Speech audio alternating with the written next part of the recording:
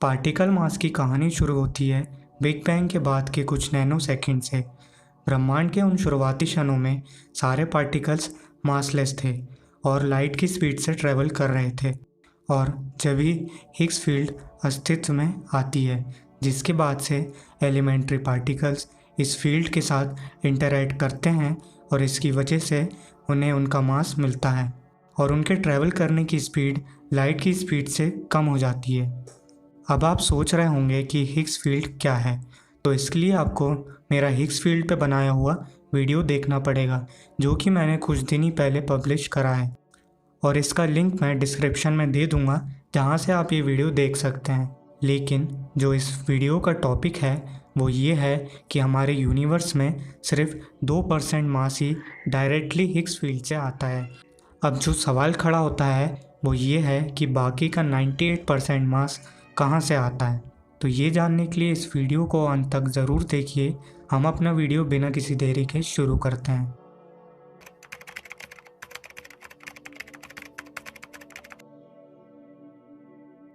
हमारे यूनिवर्स में सारा मास आता है एटम से। तो आइए हम पहले एटम को क्लोजली देखते हैं। एटम बना होता है प्रोटॉन और न्यूट्रॉन से, और एक एटम में एक से ज़्यादा इलेक्ट्रॉन रह सकते हैं। अब हम इलेक्ट्रॉन के मास की बात करें तो इसका मास होता है सिर्फ 0.06% पूरे एटम के मास के। तो प्रैक्टिकल पर्पस के लिए हम इलेक्ट्रॉन का मास निगलेक्ट कर सकते हैं।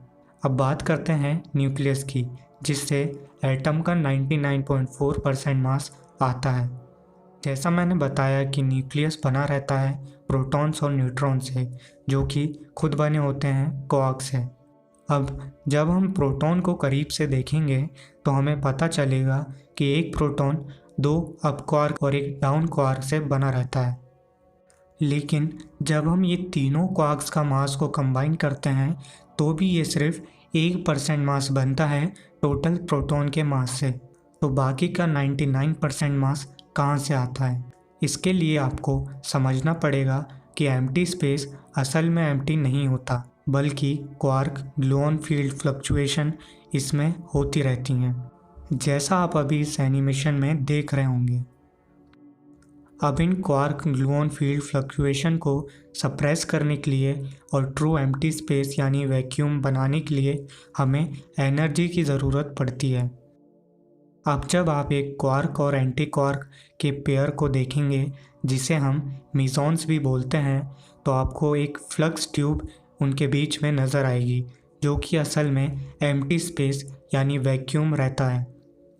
अभी ये जो फ्लक्स ट्यूब यानी वैक्यूम रहता है क्वार्क्स के बीच में, उसी की वजह से क्वार्क्स एक दूसरे के साथ बाइंडेड रहते हैं और इसी को हम स्ट्रॉन्ग फोर्स बोलते हैं। तो अब प्रोटॉन का मास कहाँ से आता है? तो इसका आंसर है एनर्जी। आइंस्टाइन ने हमें बताया था कि हम मास से एनर्जी बना सकते हैं, लेकिन जब हम इक्वेशन को रीअरेंज करते हैं तो हमें पता लगता है कि एनर्जी भी हमें मास दे सकती है। तो हमारे यूनिवर्स में ज़्यादातर मास हिग्स मैकेनिज़्म की बजाय इस एनर्जी से आता है, जो कि क्वांटम फील्ड फ्लक्चुएशन में क्वार्क्स के ग्लूऑन के साथ इंटरेक्शन से निकलती है। तो दोस्तों, हमारे वीडियो का टॉपिक का डिस्कशन यहाँ ख़त्म होता है, लेकिन आप अभी भी सोच रहे होंगे कि कैसे एनर्जी और मास को हम एक चीज़ बोल सकते हैं।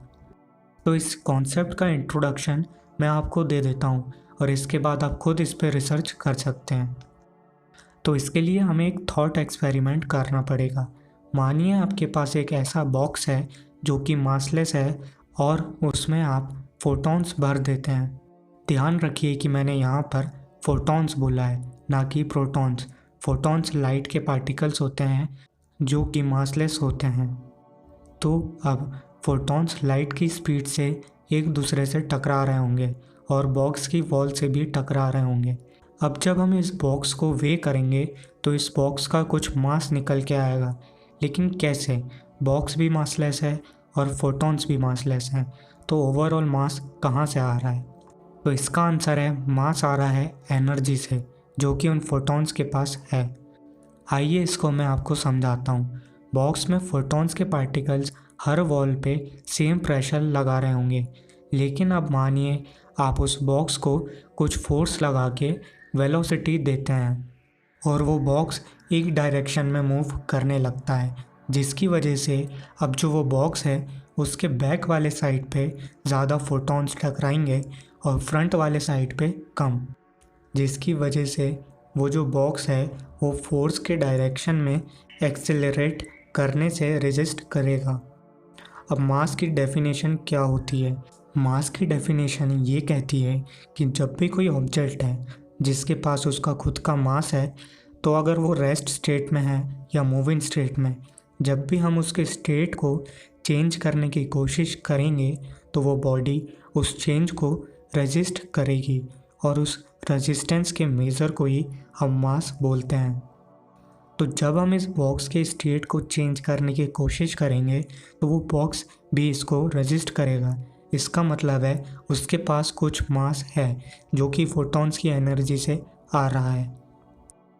अगर आपको ये समझ नहीं आया तो आप इस वीडियो को दोबारा देखिए, आपको ये ज़रूर समझ में आएगा और आपको ये एग्जाम्पल भी बहुत ज़्यादा इंटरेस्टिंग लगेगा। हमारा वीडियो यहीं ख़त्म होता है। अगर आपको ये वीडियो इन्फॉर्मेटिव लगा हो तो इस वीडियो को लाइक करिए और चैनल को सब्सक्राइब करिए ऐसे वीडियोस देखने के लिए। मैं आपसे अगले वीडियो में मिलता हूँ। देखने के लिए धन्यवाद।